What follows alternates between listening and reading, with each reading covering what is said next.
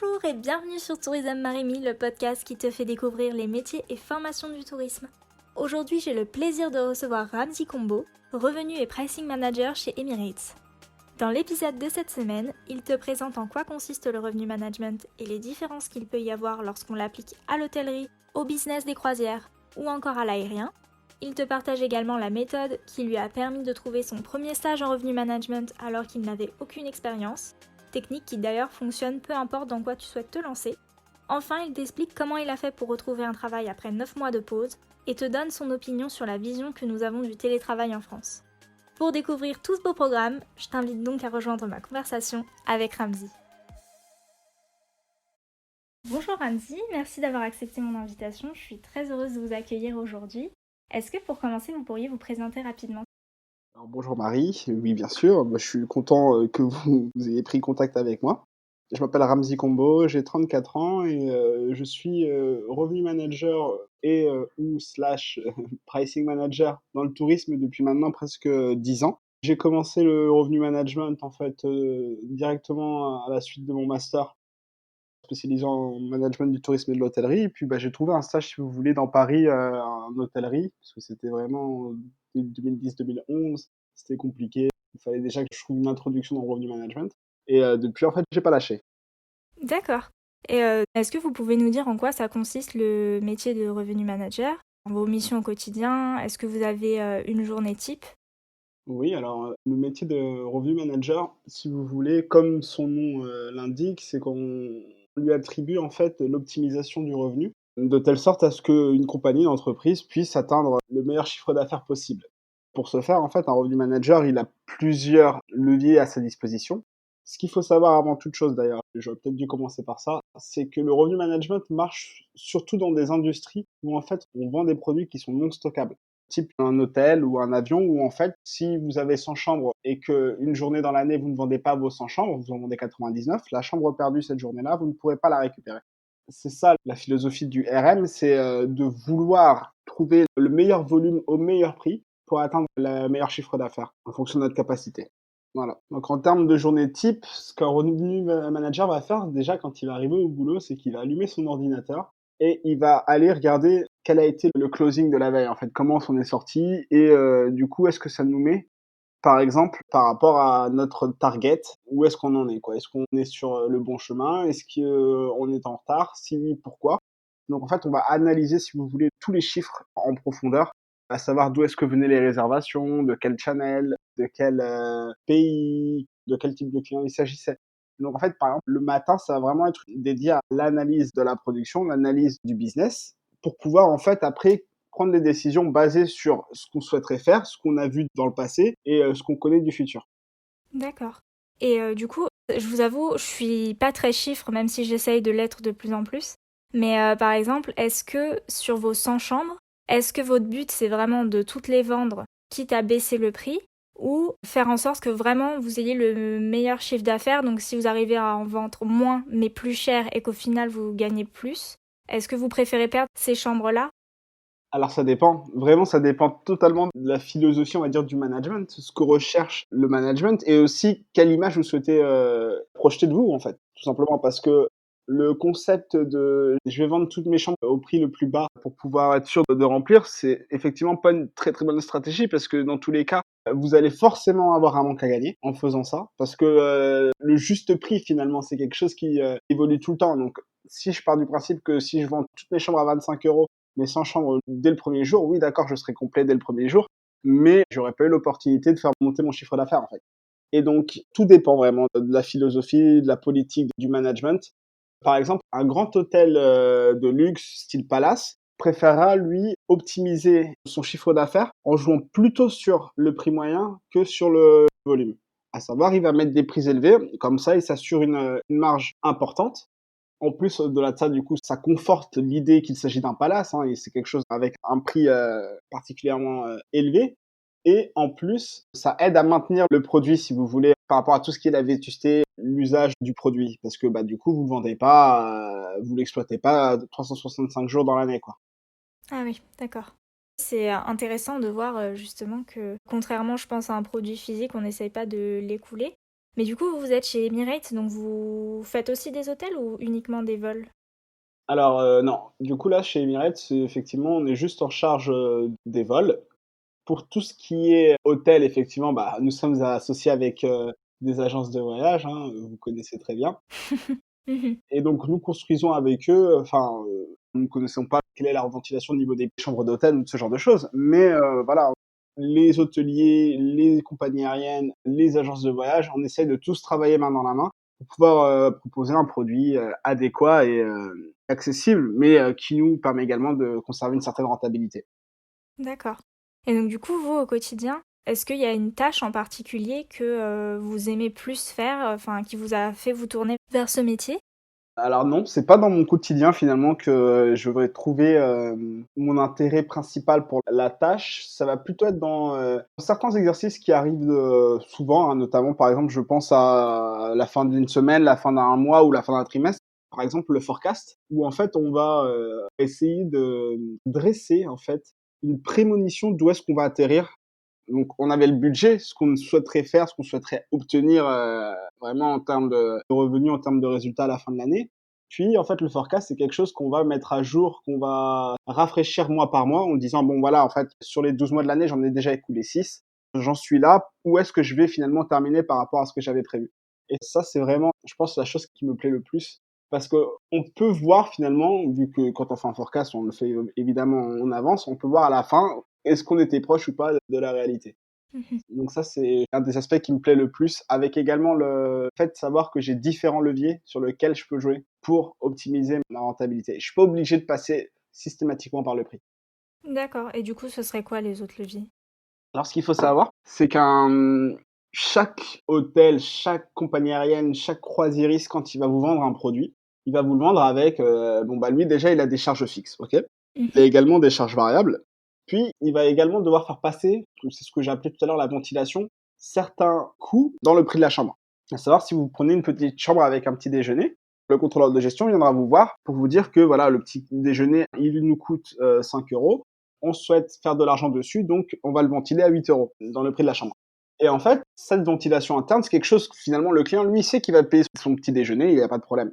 Après, moi, j'ai une négociation interne avec le contrôleur de gestion, lui disant: «Écoute, et au lieu de le ventiler 5 €, est-ce qu'on pourrait pas le ventiler 3,50 €? Moi, ça me permet de» voilà. Et en fait, on se rend compte que tous les petits grains de sable qui constituent un prix finalement ont un rôle à jouer. Et on peut D'accord. finalement essayer de, ça c'est vraiment quand on rentre dans de la gestion, microscopique, c'est essayer d'optimiser tous ces fameux grains de sable en disant: «OK, bon, bah, normalement mon petit déjeuner me coûtait 5 €. Si je change de fournisseur, peut-être que je vais pouvoir le faire baisser à 4 €». Et donc en fait, ce que je génère en faisant ça, bah, c'est que j'optimise, mon résultat net, ce que je me mets directement dans la poche après. D'accord, c'est clair. Et du coup, vous donnez beaucoup d'exemples sur les hôtels, mais du coup, est-ce que sur, les vols, c'est plus simple, il y a moins d'éléments?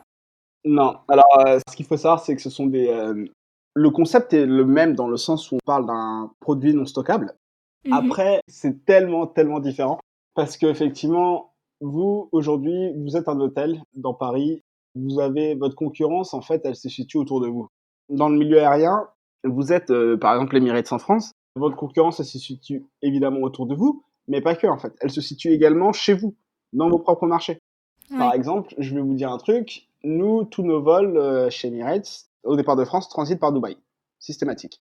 Donc, peu importe où je veux aller, si Dubaï n'est pas ma destination finale, mais que je dois voler avec Emirates, au moment où je vais arriver à Dubaï, au départ de Mmh. Paris, j'aurai mon Paris-Dubaï. Donc là, on est certain que la France est le, provider numéro 1 en termes de marché. C'est, nous qui allons remplir majoritairement cet avion.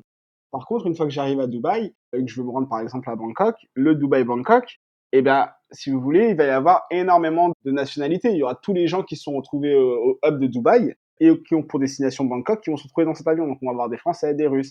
Et en fait, moi, en tant que RM ou pricer français, mon directeur général va me demander d'optimiser le mieux possible notre remplissage et notre chiffre d'affaires, mais j'aurai la main que sur la partie Paris-Dubaï. Dubaï-Bangkok, par exemple, je vais me retrouver en concurrence avec le revenu manager du UK, le revenu manager allemand, australien, parce que il y a un revenu manager groupe, et c'est là qu'on voit la différence au niveau du management, parce que là, on parle vraiment probablement de la plus grosse compagnie aérienne au monde. Et donc, en fait, vous avez un revenu manager groupe qui va lui prendre la décision, à savoir combien de sièges il va attribuer aux Français, combien de sièges il va attribuer aux Anglais, combien de sièges il va attribuer aux Allemands, en fonction de ce qu'ils peuvent rapporter, mais également en fonction de la gestion du risque. Donc, c'est pour ça que je parle du revenu management hôtelier, dans le sens où, si vous voulez, il est plus simple à comprendre en introduction. Le revenu management dans l'aérien, c'est un peu plus compliqué parce que vous avez déjà beaucoup plus de trafic, beaucoup plus de vols, une capacité qui est beaucoup plus importante, avec plusieurs rotations par jour. Moi, je pense que si on devait expliquer le revenu management, effectivement, ce serait plus simple de commencer par l'hôtellerie, puis effectivement après éventuellement partir sur les croisières et ou les locations de voitures. C'est très intéressant également la location de voitures dans le revenu management parce que c'est un des seuls secteurs où vous pouvez en fait agrandir votre capacité. Dire normalement j'ai 100 chambres, aujourd'hui je vais en construire 5 de plus. C'est ce que vous pouvez faire avec les voitures de location parce que vous pouvez acheter des voitures de location pour agrandir votre parc. En avant-dernier, je mettrai l'aérien. Et je terminerai, je pense que probablement le plus complexe aujourd'hui, je dirais le revenu management dans les médias, en publicité notamment. C'est intéressant parce que j'aurais pas pensé ça, moi justement. J'aurais pas pris en compte cette notion de concurrence qui est plus forte et j'aurais pensé que pour les vols ce serait un peu plus simple parce que j'ai l'impression qu'il y a un peu moins de produits à l'intérieur du produit, entre guillemets.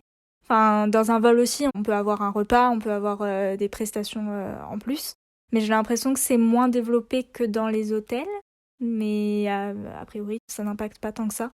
Oui, non, non, vous avez raison. Alors après, le truc est que aujourd'hui, dans un avion par exemple, tout ce qui est repas, la prestation à l'intérieur de votre prestation, elle est déjà poussée quasiment au maximum.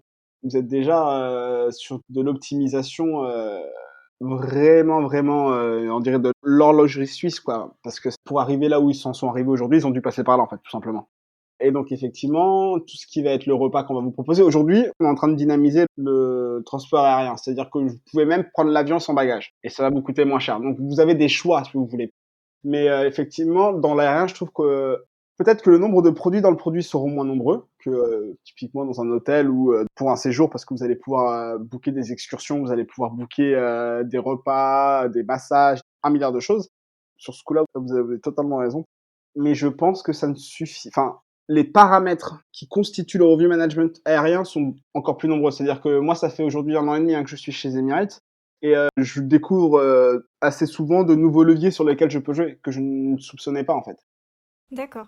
Ça, c'est intéressant de voir que vous les avez un peu classés par difficulté. Ouais, après c'est pas vraiment la difficulté parce que pareil, vous êtes revenu manager d'un hôtel, vous allez avoir un hôtel à gérer. Vous êtes revenu manager d'une zone, pas revenu manager chez je sais pas moi, Kyriad et vous gérez un secteur, vous allez avoir 5 hôtels à gérer. Et en fait, plus vous montez, si vous voulez, le RM d'un hôtel ou le RM d'une compagnie aérienne, le corporate review manager, en fait, si vous voulez, ils ont des métiers qui sont similaires, c'est juste que les échelles sont complètement différentes. Très bien. Et du coup, vous les avez faites, ces différentes échelles? Alors moi, donc j'ai commencé par un stage directement, comme je vous disais, à la suite de mon master. En fait, je connaissais pas du tout le revenu management. J'avais fait de l'hôtellerie en école de commerce parce que, en toute honnêteté, j'avais fait un stage à Baden-Baden, en Allemagne, puis j'avais fait mon Erasmus à Newcastle en Angleterre. Vraiment, je voulais du soleil. On m'a proposé une opportunité en Nouvelle-Calédonie. J'y suis allé et j'ai découvert l'hôtellerie. Je connaissais pas du tout et ça D'accord. m'a interloqué, on va dire, vraiment parce que j'ai vu des choses que personnellement ne m'attiraient pas particulièrement, mais j'ai également vu des choses que je trouvais très intéressantes. Et en fait, suite à ça, j'ai fait un master dans le management du tourisme et de l'hôtellerie parce que, si vous voulez, à la fin de ma première partie d'études, je savais pas ce que je voulais faire. Mhm. Oui, comme tout le monde. Donc il fallait que je trouve et j'ai décidé de faire ça. Et en fait, de cette manière, j'ai découvert le revenu management et je suis parti instantanément en stage en Nouvelle-Calédonie. Enfin, non, ça c'était juste avant. Et donc, je fais le master en revenu management. Et donc là, effectivement, on a un cours d'introduction au revenu management qui nous a été dispensé par Bernard Latapie, qui était prof, instructeur à l'Académie Accor en revenu management. Et ça a été comment dire, un espèce de coup de foudre en fait, tout simplement parce que j'avais plein de cours au niveau des disciplines touristiques. Et la seule qui a réussi véritablement à créer un véritable intérêt, c'était le revenu management. Et je dois vraiment remercier le prof pour ça, parce qu'il a su me parler pour éveiller cet intérêt. C'est vrai que les professeurs peuvent avoir un rôle important à jouer dans l'orientation de leurs étudiants en fonction de la manière dont ils transmettent leur savoir. Et donc ce stage, c'est bien celui où vous travaillez dans un hôtel? C'est ça, ouais. Donc lui, ce prof, donc voilà, il m'introduit au revenu management et je lui demande: «Qu'est-ce que je peux faire, en fait?» parce que j'ai beau faire un master, j'ai 0 expérience au revenu management. Si je veux devenir revenu manager demain, c'est compliqué et Ouais, donc il m'a expliqué qu'il fallait, bon, déjà j'avais une période de 6 mois de stage, qu'il fallait absolument que je la fasse dedans parce que, bah, finalement les années passaient et mieux vaut rentrer dans le RM tôt parce que bon, c'est une discipline qui innove et qui commence de plus en plus à intéresser les gens. On en parle de plus en plus, on en voit de plus en plus. Donc voilà, il fallait que je m'y mette tôt et ce que j'ai fait, j'ai un peu fait la même démarche que vous, Marie, c'est-à-dire que je me suis créé un compte, Viadeo.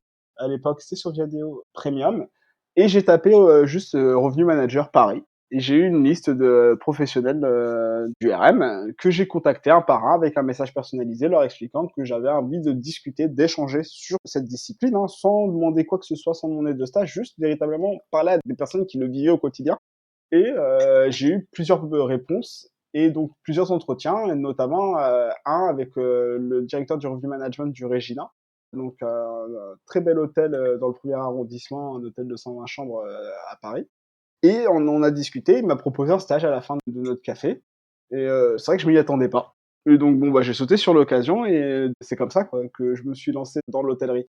Le seul problème, c'est qu'au bout de 3 ans, j'ai senti qu'il fallait que j'aille, ce que je vous disais juste avant, j'aille à un niveau au-dessus. C'est-à-dire que mmh, le côté 3 hôtels parisiens, il y a du revenu management à faire, mais c'était peut-être un peu trop, comment dire? Restreint pour moi. C'était pas assez vaste et j'ai senti tout de suite qu'il fallait que j'aille, plus loin. Ce qui m'a donné, envie, si vous voulez, après d'aller m'intéresser à ce qui se faisait au niveau des croisières. Après 3 ans et demi, j'ai quitté, les hôtels Baverez et l'Origina notamment, pour, rejoindre, le siège de MSC Croisières à Genève et mmh. donc là, directement, j'arrive à Genève avec une fonction qui n'est pas la même que, la fonction de RM hôtel. Parce que là, j'avais une fonction qui était une fonction de siège où je devais déterminer le meilleur mix pour atteindre, en fait, le meilleur revenu pour mes croisières. À savoir, quelles sont les nationalités, qui contribuent le plus et voilà, à partir de ça, j'avais un système d'enchères. C'est pas réellement ça, hein, je les mettais pas en compétition, mais en fait, si vous vouliez avoir accès aux meilleurs produits dans le navire, aux meilleures suites, il fallait proposer le meilleur prix. Et donc les marchés, vu que vous ne pouvez pas finalement les comparer parce que vous n'avez pas les mêmes pouvoirs d'achat entre la France et la Finlande, comparer les prix finalement, voilà, ça n'a pas de but. Mais c'est quelque chose que nous on devait faire, c'est-à-dire qu'on devait penser au bien-être de la compagnie, pas au bien-être des marchés. Vous voyez? Ouais, Ce qui fait qu'en fait, vous approchez la discipline avec une autre, approche, en fait. Vous y allez avec d'autres yeux. ouais, ouais, complètement, je comprends. Et après, vous êtes tout de suite passé, chez Emirates ensuite? Alors, après 4 ans chez MSC, j'ai souhaité, en fait, revenir en France. Tout simplement parce que, pareil, quand j'ai fait mes études, je pensais, voilà, j'avais des rêves, vivre à New York, tout ça et puis après, bon, bah, j'ai vécu à l'étranger et en fait, je me suis rendu compte qu'on est quand même bien mieux chez soi et j'ai donc souhaité revenir et c'était pas possible de revenir chez MSC parce qu'ils avaient pas de, si vous voulez, de dispo à mon poste. Donc au final, j'ai fait autre chose pendant quelques mois. Ça n'a pas fonctionné et j'ai fait un break de quasiment 8 mois, je crois. Parce que effectivement, ça faisait un moment que je travaillais sans avoir de pause. Puis à un moment donné, j'ai eu cette opportunité chez Emirates et c'est vrai que c'est pas quelque chose que j'avais prévu, hein. J'avais pas prévu de faire, un parcours qui commençait par, l'hôtellerie, après, les croisières, puis après, les compagnies aériennes. C'est pas quelque chose que j'avais prévu. Mais j'ai senti qu'il y avait une certaine logique et notamment quand j'ai passé l'entretien, ils ont également eu cette impression finalement, que c'était un bon match parce que, bah, je pouvais apporter quelque chose. Mmh. Aujourd'hui, vous savez, on considère que le revenu management aérien, c'est l'élite et donc les revenus managers ou les pricers aériens, généralement, bah, ils sortent de l'aérien, quoi, ou ils sortent d'une grande école, ils entrent dans une compagnie, puis ils vont se spécialiser là-dedans. C'est rare que vous voyez, des revenue managers qui changent d'industrie, si vous voulez. Ça me surprend un peu parce que, bah, moi, je serais un peu comme vous plutôt. Le tourisme, en fait, c'est tellement large, il y a tellement de choses à faire que, je serais plutôt comme vous à vouloir essayer un peu tout, ne serait-ce que pour voir s'il y a déjà quelque chose qui me correspond mieux ou quelque chose qui me plaît plus. Puisqu'en plus, vous avez dit que c'était très différent. Donc, ça me surprend justement que quand on commence dans une branche du tourisme, on y reste après, tout le temps. Alors ça, je pense que c'est très humain, ça dépend des personnes. Ouais. Il y a des gens qui vont pas supporter cette routine parce que ce qu'il faut se dire, c'est qu'un review manager va avoir une certaine routine et la routine, tout le monde ne la supporte pas. Donc moi, personnellement, c'est l'aspect, le plus compliqué de ma journée, hein, enfin de mon quotidien, véritablement. C'est quelque chose que j'aime pas, mais on est obligé de faire avec. Donc on l'accepte. Mais au niveau du revenu management, comme vous avez dit, effectivement, il y a tellement de choses à découvrir, de choses à faire et l'hôtellerie, le tourisme, c'est quelque chose qui est extrêmement vaste. J'ai même découvert, après comme je vous l'ai dit juste avant, qu'on avait des applications de revenu management en dehors de l'industrie du tourisme, notamment avec la publicité et en fait, ça va plus loin. Le revenu management, c'est tout simplement de l'optimisation de ce que vous avez à vendre à quel moment, quoi. C'est rien de plus que ça, donc c'est de la stratégie. Et c'est là que j'ai compris que oui, on en avait fait un beau mot, une belle discipline dans le tourisme, mais qu'en vrai, c'est tout simplement de la stratégie, hein. Oui, non, complètement. Et du coup, est-ce que vous avez fait de la location de voiture aussi? Parce que vous en Non, parliez tout à l'heure, non? non, j'en parle parce que justement, j'ai fait un entretien juste avant d'entrer chez MSC, si vous voulez. À ce moment-là, j'ai passé 2 entretiens, un chez Avis pour aller à leur siège en Europe, qui se trouve près de Londres et l'autre chez MSC et bon, je suis bien content que ça ait fonctionné chez MSC, mais chez Avis, effectivement, quand j'avais passé l'entretien, j'avais compris en fait, j'y étais allé, si vous voulez, en me disant: «Ça va aller, il y a pas de problème, je sais, de quoi je parle anglais en plus, ça va le faire». Mhm. Et en fait, je pense que je m'étais vu un petit peu trop beau parce que quand on a dû faire des exercices de revenu management mis en application dans l'industrie de la location de voitures, j'ai pas réussi en fait les exercices, tout simplement. Parce que c'était quelque chose de différent. Comme je vous l'ai dit, dans la location de voiture, vous avez la possibilité d'agrandir votre capacité. Et rien que ça, rien que cet aspect-là change énormément du quotidien en fait par rapport à le même métier dans l'hôtellerie. D'accord. Et du coup, c'est parce que vous n'avez pas réussi les exercices qu'ils ne vous ont pas pris? Non, je pense que, en fait, c'est pas que j'ai pas réussi l'exercice, c'est que les réponses que je leur ai données, à l'exercice n'étaient pas les réponses qu'ils voulaient. Si D'accord. vous voulez, en fait, il y avait des analyses de courbes. En gros, j'avais juste une courbe devant moi et je devais expliquer tous les, pics ou, enfin, gros pics, petits pics ou, grosses chutes de la courbe, mais, comme ça. Voilà, genre, sans contexte, sans rien. J'ai juste une courbe, je dois te dire ce que c'est, en fait. Et j'avais pas trop compris où ils voulaient m'emmener à ce moment-là. Bon, bah, c'est pas grave. Mais quand ils m'ont dit, en fait, ce que j'étais censé répondre, effectivement, dans ma tête, j'ai fait: «Ah d'accord» et je me suis rendu compte que, bah, j'y étais pas allé avec la bonne approche parce que j'avais appliqué une approche, on va dire, purement hôtelière dans un produit qui était, en fait, beaucoup plus flexible, moins rigide. Je comprends. Après, quand on postule, on a quand même le CV de la personne, on sait ses expériences, donc on peut aussi comprendre un peu sa réflexion derrière et tout. Après, je pense que vous êtes très contente de la manière dont ça s'est déroulé aujourd'hui. Mais c'est vrai que je trouve ça intéressant de voir comment les entretiens se passent. Et je voulais juste aussi du coup revenir sur ce que vous disiez tout à l'heure, que vous aviez fait une pause. Est-ce qu'on vous a demandé de la justifier chez Emirates? Alors, de manière générale, je pense que et ça, c'est quelque chose aussi, je pense qu'on pourra éventuellement en parler juste après. Chez Emirates, j'ai eu de la chance parce qu'on n'est pas dans une compagnie avec un management que je vais appeler français. Quand je vais dire un management français, c'est pas péjoratif, hein, c'est juste Mhm. pour dire que c'est quelque chose que j'ai retrouvé beaucoup en France. Où en fait, effectivement, vous devez tout justifier. Où on va vous dire: «Mais attendez, là, vous avez un mois, une semaine où vous n'avez rien fait, vous avez fait quoi?» En gros, ça ressemble quelque part à du flicage où en fait, on va réprimander l'oisiveté en disant: «Oui, voilà, vous avez rien fait». Moi, ça s'est pas passé du tout comme ça, en fait, si vous voulez. De manière générale, quand je passe un entretien, comme vous l'avez fait, on va me demander de me présenter. Et en fait, je vais moi-même expliquer pourquoi il y a eu cette pause, en fait. Je vais pas laisser cette pause peut-être devenir un point négatif, si vous voulez. Mhm. Parce qu'en plus, moi, j'en avais besoin et de toute façon, elle est arrivée. Donc, il faut faire gaffe. J'en ai passé pas mal des entretiens avant d'entrer chez Miette. Quand on me demandait: «Oui, mais vous trouvez pas que c'est long, 9 mois?» Tout se remet en perspective. Mais en France, on a tendance effectivement à se dire: «Ah, la personne n'a pas travaillé depuis 9 mois, 1 an et demi» ou, du coup, je me mets à la place des mamans qui reviennent de congé maternité. Enfin, tout ça, c'est très français, quoi. Dans le fait de dire que, voilà, il faut que la personne soit présente. Si elle a pas travaillé, c'est qu'elle est peut-être pas sérieuse. Normalement, les gens, ils prennent pas de pause, hein. On a 5 semaines de vacances par an, c'est largement suffisant. On enchaîne, voilà. Alors qu'en vrai de vrai, on se rend compte quand on voyage, qu'on s'ouvre à l'extérieur, bah, que le temps libre, prendre le temps d'apprécier les choses, c'est tout aussi important. Mm. Et on voit bien aujourd'hui dans notre société avec le nombre de burn-out que l'on voit, de personnes de plus en plus jeunes qui se crament de plus en plus vite. Ouais, je pense qu'il faut prendre le temps à un moment donné, si on a besoin de souffler et je pense qu'une compagnie qui ne le comprend pas, c'est pas une compagnie dans laquelle vous devriez évoluer. Non, je suis complètement d'accord. En fait, je suis vraiment très étonnée de ça, d'autant plus quand on est dans l'industrie du tourisme.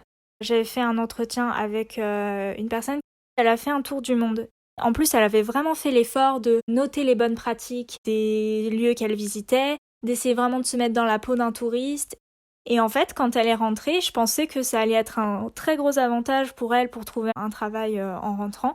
Et en fait, pas du tout. La majorité des personnes en avaient pas grand-chose à faire. Et au contraire, son compagnon, qui est pas du tout dans le tourisme, lui, ça l'a un peu aidé. Les gens trouvaient ça original, alors que pour elle, pas du tout.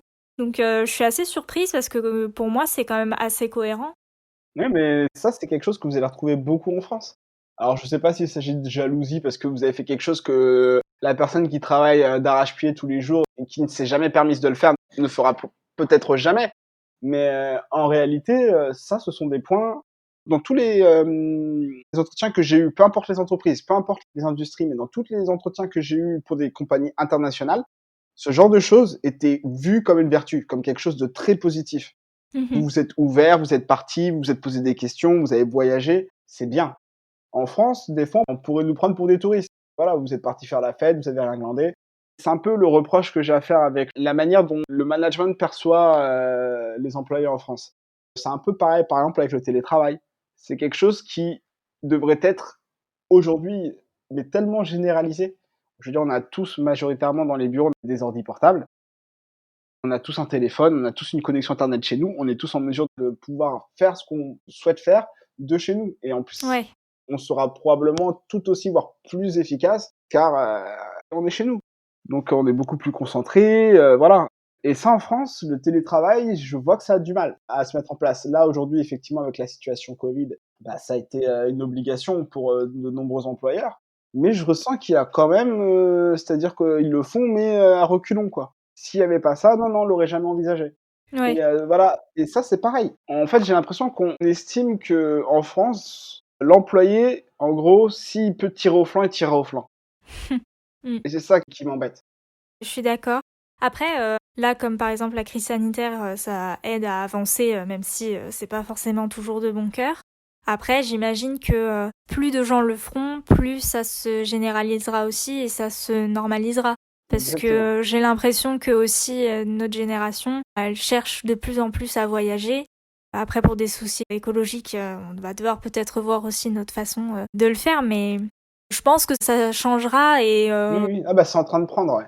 On le sent parce que de toute façon, là, en fait, si vous voulez, même s'il y avait beaucoup de patrons qui étaient réfractaires à l'idée d'introduire le télétravail, bah, ils ont dû le faire, ils ont été obligés de le faire et en plus, ils voient les résultats. Donc à partir du moment où on voit effectivement qu'on n'est pas, moins productif, que la rentabilité n'en pâtit pas, bah, oui, on est obligé de se rendre à l'évidence. OK, peut-être que le télétravail, ça peut fonctionner. Donc oui, non, je suis d'accord avec vous. Les choses sont en train de changer et c'est tant mieux. oui, puis en plus, si on est un peu les seuls à faire ça, Ah bah, bien sûr. Et surtout, ouais, quelque chose que vous avez pas envie de faire, c'est de vous mettre à l'écart ou de vous ostraciser dans votre, compagnie et c'est ça aussi qui est compliqué parce que ça veut dire qu'en fait, on vous demande de, prêter allégeance, ça va dire à la politique de la compagnie. Oui, voilà, je suis un employé de telle compagnie, c'est jusqu'à la mort, tout ça et en fait, on oublie vite, le développement personnel de la personne parce que ce qu'il faut savoir aussi, c'est que pas mal de compagnies vont demander un dévouement total de la part de leurs employés, mais en retour, pour le développement de leurs employés, ne feront aucun effort.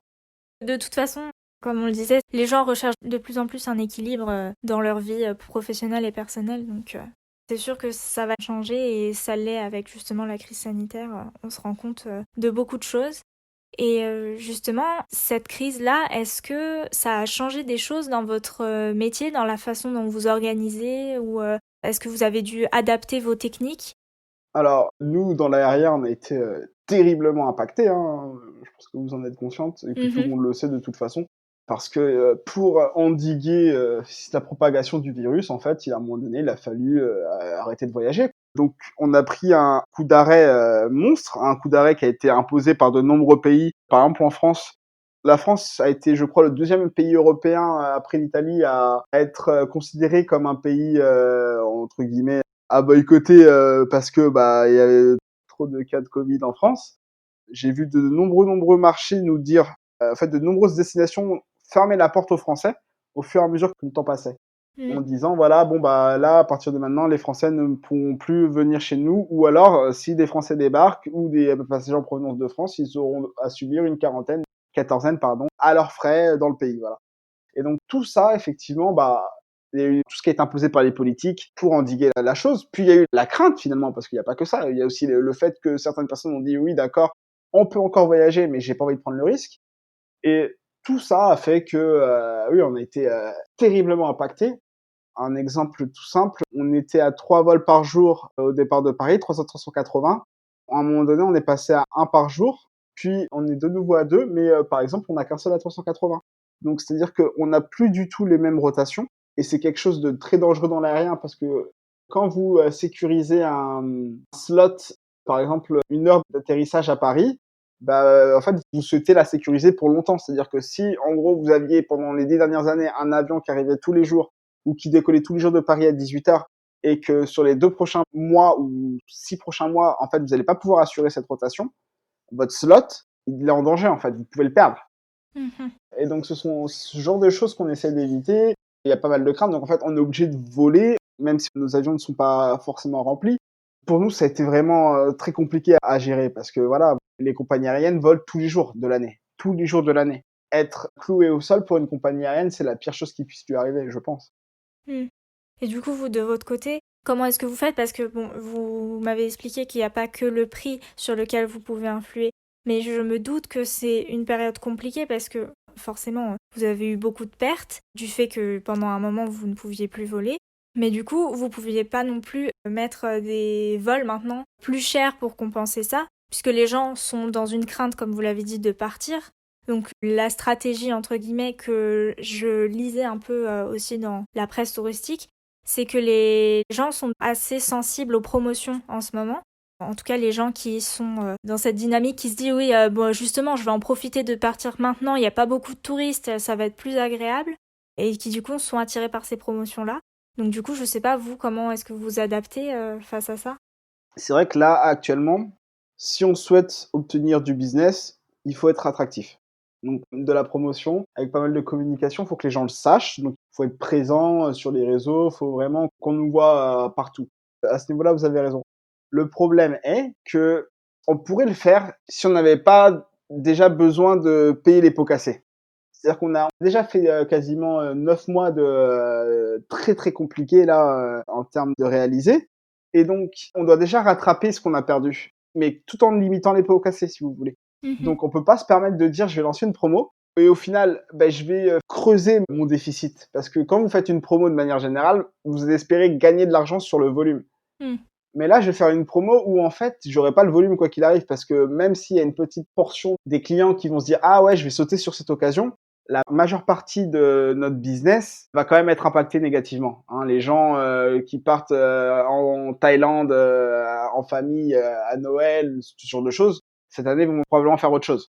Et donc en fait, on va se retrouver à faire des promotions alors que notre zone de chalandise a été réduite, si vous voulez. Il y a moins de personnes intéressées, on va se retrouver à davantage baisser les prix. C'est pas forcément quelque chose qu'il faut qu'on fasse. Mhm. Certains le font. Nous, on va en proposer de temps en temps des promos, il n'y a pas de problème. Mais il faut faire très très attention parce qu'en fait, le truc, c'est que le revenu manager, à savoir moi, je ne connais pas les charges fixes de l'entreprise. Je ne sais pas quels sont les investissements qu'on doit rembourser, les amortissements, quand vous achetez un avion et tout et tout. Donc en fait, je ne sais même pas quel est le prix plafond. C'est une information que moi, je ne connais pas. Donc, quand je vois des concurrents me mettre un prix à, je sais pas, je vais dire n'importe quoi, et qui vont mettre l'Australie à 999 €, je vais pas nécessairement dire il faut que je les matche. Parce que je connais pas en fait la recette interne de notre compagnie pour la rentabilité. Je sais pas quel est le prix palier. Donc en fait, aujourd'hui, c'est compliqué de dire je vais augmenter mes prix pour rattraper la perte que j'ai eue, ou alors je vais baisser mes prix pour générer du volume et rattraper la perte que j'ai eue. Dans les deux cas, en fait, ça marche pas comme ça, en fait. Ouais. Et est-ce que vous diriez que cette crise, c'est le plus gros obstacle que vous ayez eu à surmonter dans votre carrière? Moi, personnellement, je le verrais pas comme un obstacle dans ma carrière parce qu'on est tous impactés. Donc, je me sens pas plus en galère qu'un collègue, si vous voulez, à ce niveau-là. Par Mhm. contre, effectivement, je vais dire que cette crise, c'est l'événement. Vous savez, en revenu management, on aime tout ce qui est événement. Sur le calendrier d'un revenu manager, vous allez voir, en fait, les vacances, elles seront mises en gras ou en couleur, elles seront highlightées, parce qu'effectivement, pendant les vacances, selon votre industrie, vous allez avoir un pic de production. Et en fait, pour moi, cette crise du Covid, ça a été comme pas un obstacle quoi, mais plus un événement que j'aurais jamais pu prédire, tout simplement. Quelque chose qui est venu de nulle part et que bon, bah, au final, à un moment donné, on se dit: «Non mais ça aurait jamais pu arriver». Mmh. Et le jour où ça arrive, on dit: «Bon, OK, on l'accepte, en fait». Une certaine espèce de fatalité qui fait que, on n'a pas le choix, quoi. Donc ouais, c'est dur. Moi, personnellement, j'ai encore la chance, j'ai pas été impacté, parce que j'ai des anciens collègues qui ont perdu leur boulot, pour qui c'était très, très difficile. Moi, j'ai eu la chance de le conserver, mais je le vois pas comme un obstacle, en fait, cette crise Covid. Je le vois plus comme une espèce d'épreuve qu'on doit tous passer, comme un peu, complètement différent, hein. Mais en 2001, quand il y avait eu les attentats du 11 septembre, c'est quelque chose qu'il avait fallu accepter et digérer, en fait. C'est arrivé et les choses seront différentes à partir de maintenant. C'est un Mmh. peu comme ça, en fait, que je le vois. C'est juste le storyteller, a changé un peu, sa trame d'histoire et a rajouté quelque chose d'un peu plus, sombre, si vous voulez. Mais ouais, je le vois pas comme un obstacle. C'est intéressant, c'est quelque chose que plusieurs personnes avec qui je me suis entretenue m'ont souligné et je trouve que c'est bien de le voir comme ça. Et du coup, au contraire, c'est quoi la chose dont vous êtes le plus fier professionnellement? Franchement, je pense que je vais vous dire, c'est d'être arrivé là où je suis arrivé. Parce Mhm. que, bah, de toute façon, peu importe les personnes, hein, je pense qu'on aura tous, des, parcours dans lesquels, en fait, on aura des difficultés. Elles seront pas toutes les mêmes. Certaines personnes ont un parcours qui seront un peu plus facile, qui, sont issus de milieux plus aisés. Mais, moi, mon parcours était pas sensiblement compliqué. C'est moi qui me le suis rendu compliqué, mais je suis fier de m'être challengé assez pour arriver là, en fait. Je comprends. En tout cas, moi, je note votre technique d'aller voir des professionnels du milieu qui vous intéressent. Et Ah, c'est vraiment, moi je vous le dis, c'est très intéressant, c'est très important, n'hésitez pas, vraiment. De manière générale aussi, si vous avez des étudiants qui vous écoutent. Moi, j'ai ma petite sœur qui est en école de commerce, là, à Cage, et qui cherche une alternance. Mais ma petite sœur, elle est un peu introvertie. Je le suis moi-même, hein. Mais, je lui ai dit: «Il faut que tu y ailles. N'hésite pas à approcher les gens». Vous avez vu, vous m'avez envoyé un email. hmm, Je vous ai répondu parce que à partir du moment où vous allez voir quelqu'un pour lui parler de quelque chose qu'il fait tous les jours, si cette personne aime son métier, elle vous recevra avec grand plaisir. Moi, ça me fait plaisir de partager avec vous, Marie. Et donc, typiquement, ce sont des méthodes d'introduction. C'est comme ça qu'on rencontre des gens, en fait. Il faut pas se dire que la seule méthode pour rencontrer des gens, c'est via des circuits qui sont déjà prédéterminés. Hein, des foires au job étudiantes, des entretiens avec un job qui a été posté sur Indeed ou sur n'importe quoi, où vous êtes 50 000 à vouloir le voir, où en gros, quand vous allez rentrer dans la salle, vous êtes que un grain de sable pour le recruteur parce qu'il va en voir 1 milliard des gens comme vous. Donc, à un moment donné, il faut sortir de ces schémas-là. Pour rencontrer des gens, il y a 1 milliard de manières de le faire, hein. On peut envoyer des messages, on peut sortir, faire du sport. Voilà, bah, c'est exactement pareil pour trouver du boulot. Si vous suivez uniquement le chemin qui a été tracé par la société, à savoir Pôle emploi et puis les agences de recrutement, vous finirez par trouver. Mais en fait, vous vous fermez vous-même des portes. Enfin, je sais pas que vous voulez fermer, mais vous refusez de vous-même d'ouvrir certaines portes. je suis complètement d'accord et je voudrais juste préciser que je me suis rendu compte qu'en fait, les gens sont super bienveillants et sont très contents d'aider un peu les gens. Puisque moi, quand je faisais mon mémoire, je voulais faire des interviews pour pouvoir avoir de la matière. Mmh. Et j'ai envoyé plein de mails. Et je me suis dit, j'en envoie plein parce que Vous aurez peu de je suis réponses. sûre, voilà, que personne va me répondre. Et au final, j'ai fait 34 entretiens pour mon mémoire. Parce qu'en fait, bah, quasiment tout le monde m'a répondu. Donc voilà, c'est vrai qu'il faut pas hésiter à parler aux gens puisque en fait, les gens adorent parler de leur métier et adorent parler d'eux. Exactement. Et ça, c'est pas uniquement dans l'aspect professionnel.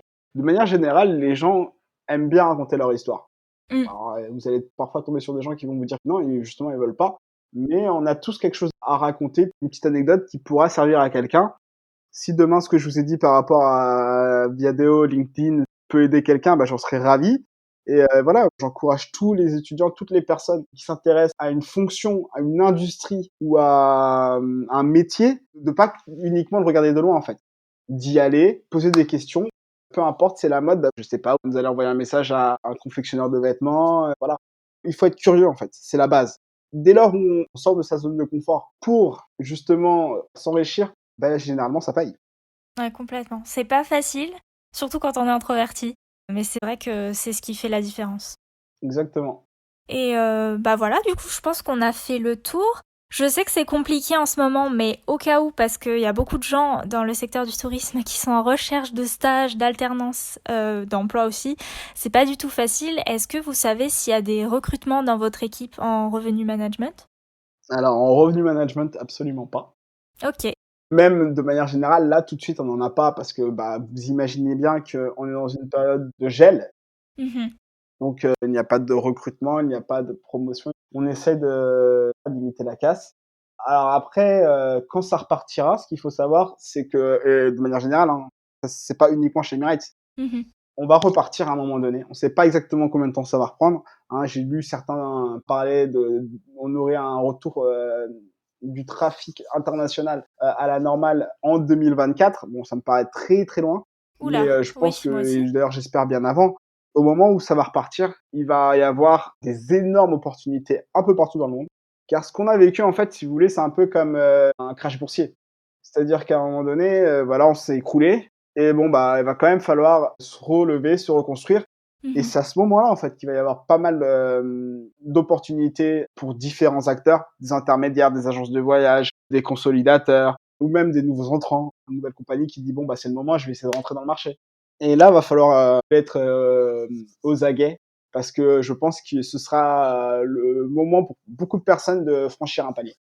Bah, c'est une super conclusion. Je vous remercie d'avoir accepté mon invitation et puis bah, je vous souhaite une très bonne journée. Bah, merci à vous Marie et puis bonne continuation et puis, Merci, bah, peut-être à bientôt, chez nous ou chez vous, à Perfect Stay. ça marche, merci beaucoup. Au revoir. Au revoir Marie.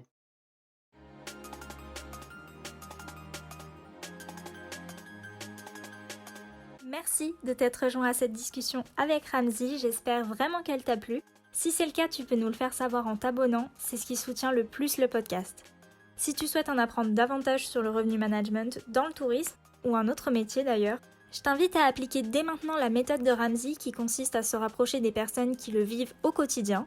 Pour cela, il te suffit de taper Revenu Manager sur LinkedIn et d'envoyer une invitation avec une note personnalisée à une des personnes qui apparaissent dans les résultats de recherche en disant simplement que la discipline t'intéresse et que tu voudrais en savoir plus à travers son expérience autour d'un café par exemple. Tu peux aussi contacter Ramzy, le lien de son LinkedIn est dans la description. Et comme d'habitude, on se retrouve dimanche prochain pour un nouvel épisode de Tourism Marimi. Salut!